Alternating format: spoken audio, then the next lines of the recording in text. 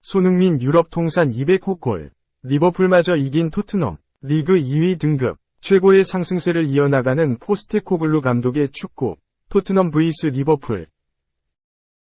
손흥민 발끝이 다시 빛났다. 토트넘 호스퍼는 1일 오전 1시 30분, 한국 시간, 영국 런던에 위치한 토트넘 호스퍼 스타디움에서 열린 2023에서 24시즌 프리미어리그 7라운드에서 리버풀을 2에서 1로 격파했다. 이날 승리로 토트넘, 승점 17, 5승 2무, 17득 8실, 플러스 9은 2위로 도약했다. 아직까지 패배가 없는 두 팀이 격돌했다. 홈팀 토트넘은 올 시즌 엔제 포스테코글루 감독 지휘 아래 완전히 달라졌다. 눈에 띄게 날카로워진 창끝을 앞세워 무패 행진을 달리고 있었다. 중심엔 북런던 더비 당시 멀티골을 기록한 캡틴 손흥민이 있다. 원정팀 리버풀도 마찬가지다. 유럽 축구연맹 챔피언스리그 티켓을 놓친 위르겐 클롭 감독과 선수들이 이를 갈았다. 이쪽은 손흥민과 더불어 리그 정상급 포워드라 평가받는 안필드 파라오, 모하메드 살라가 득점을 책임지고 있었다. 포스테코글루 감독의 토트넘은 4-2-3-1 포메이션으로 시작했다. 원톱은 이번에도 손흥민이었다. 이 선에선 히샬리송, 제임스 매디슨, 데얀 쿨루셉스키가 포진했다. 중원은 이브 비수마, 파페사르가 책임졌다. 수비는 데스티니 우도지, 니키판 더펜, 크리스티안 로메로, 페드로 포로가 책임졌다. 골문은 굴리엘모 비카리오가 지켰다.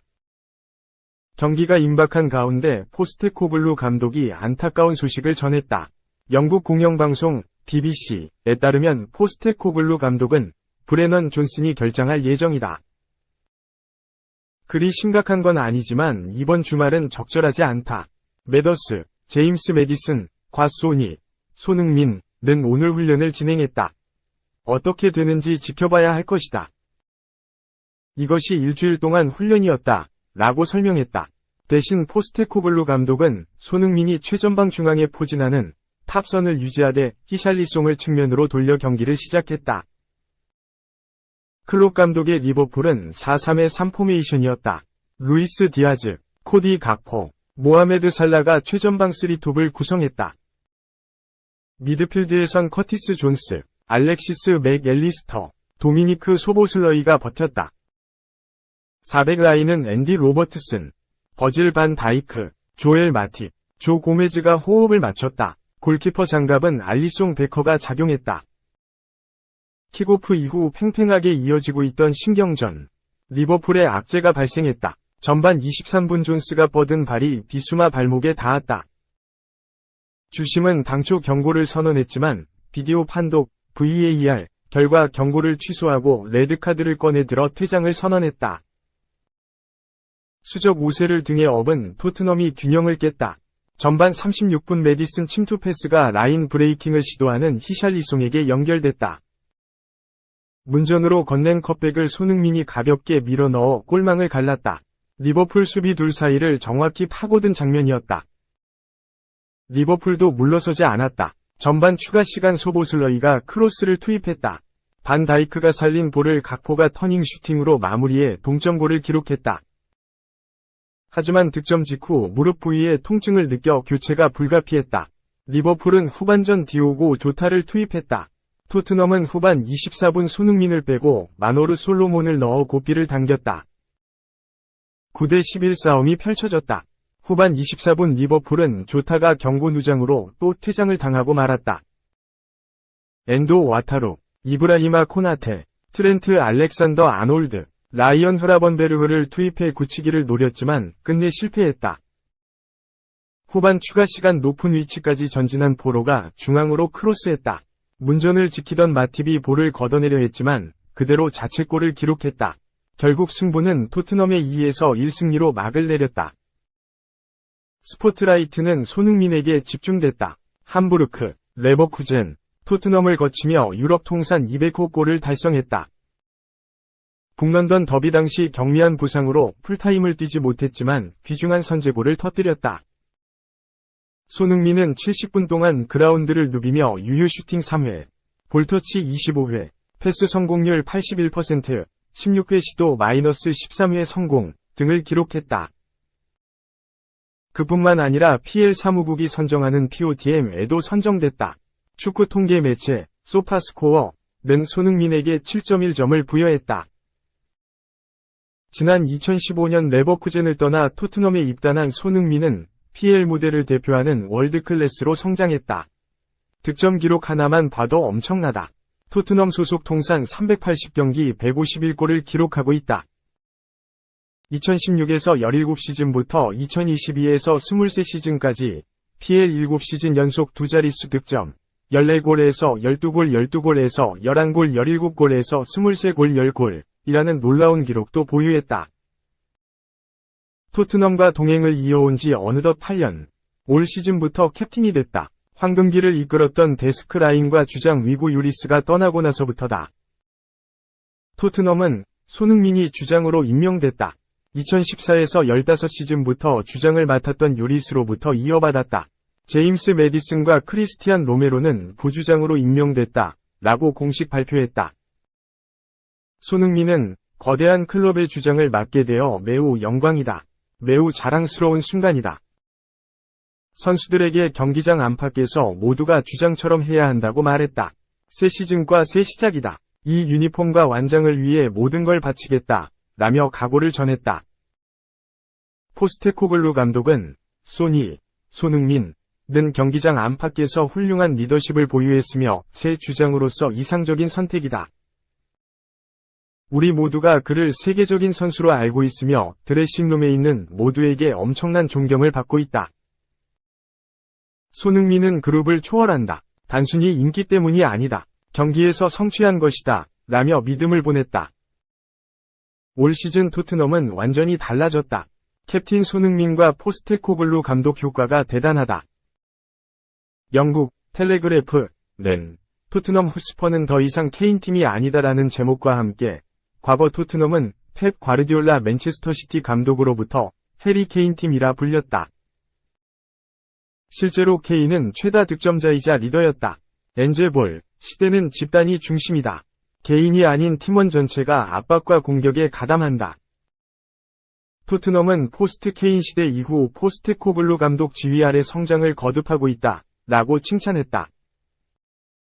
텔레그래프는 토트넘이 달라진 포인트로 중앙 스트라이커 손흥민, 제임스 매디슨, 새로운 주장단, 측면 풀백, 뉴페이스, 득점 분산까지 6가지를 설명했다. 중앙 스트라이커 손흥민에 대한 설명으로는 토트넘은 여름 이적 시장보다 9번 공격수보단 미드필더와 활용도가 높은 포워드에 집중했다. 그럴 수 있었던 이유는 오랜 기간 케인에게 어시스트를 제공했던 손흥민이 중앙으로 뛸 수 있기 때문이다. 라며 손흥민은 포스테코글루 감독 전술에서 중요한 부분을 맡아 동료들을 이끌고 있다. 그는 뛰어난 드리블로 프리미어리그에서 뛰고 있는 다른 9번 공격수와 매우 다르다. 지난 주말 벌리를 상대로 기록한 해트트릭이 유일하지 않을 것이다. 라고 극찬했다. 텔레그래프가 조명한 대로 탑선은 파괴적인 결정력을 보여주고 있다. 벌리전 해트트릭, 아스널전 멀티골에 이어 천적 리버풀을 상대로도 골망을 갈랐다. 손흥민은 해리 케인 이탈 이후 흔들렸던 토트넘을 부활시키며 많은 기대를 받고 있다. 2. 인기 스포츠의 대몰락, 한국 여자 배구. 첫 경기 베트남전 충격의 역전패. 한국 여자 배구의 추락이 심상치 않다.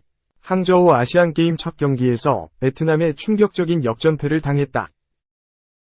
세사르 곤살레스 감독이 이끄는 한국은 1일 중국 항저우 사범대학 창칭 캠퍼스 체육관에서 열린 2022 항저우 아시안게임 배구 여자부 시조 예선 첫 경기에서 베트남의 세트스코어 2에서 3, 2516, 2522, 2522, 2521에 1호로 패했다. 한국은 2세트를 먼저 따냈지만 이후 3세트를 0거푸 내주며 패했다. 4세트에서는 15에서 11로 앞서가다가 내리 6점을 빼앗기며 역전을 당하더니 5세트에서도 초반 3에서 1로 앞섰으나 역전을 허용했다. 한국은 5세트 11에서 박정아, 페퍼저축은행, 위 오픈 공격이 베트남 블로킹에 걸리고 이선우, 정관장, 이 공격 범실을 하면서 한국은 11에서 13으로 코너에 몰렸다. 베트남은 트란띠따 뚜이와 트란뚜 린의 공격이 연이어 성공하면서 한국을 물리쳤다.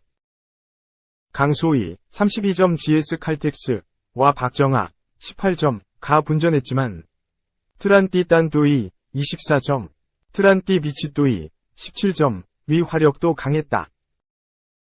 블로킹 득점은 10에서 10으로 같았고 수비 집중력은 베트남이 더 돋보였다. 경기 뒤 곤살레스 감독은 베트남과의 첫 경기가 무척 중요했는데 패해서 아쉽다. 초반에 우리 경기력이 좋았지만 어느 순간부터 공격 성공률이 떨어졌고 베트남의 좋은 수비 조직력으로 우리를 꺾었다며 무척 어려운 상황이긴 하지만 8강 라운드 중국, 북한전에서 최선을 다해 4강 진출을 노리겠다고 말했다.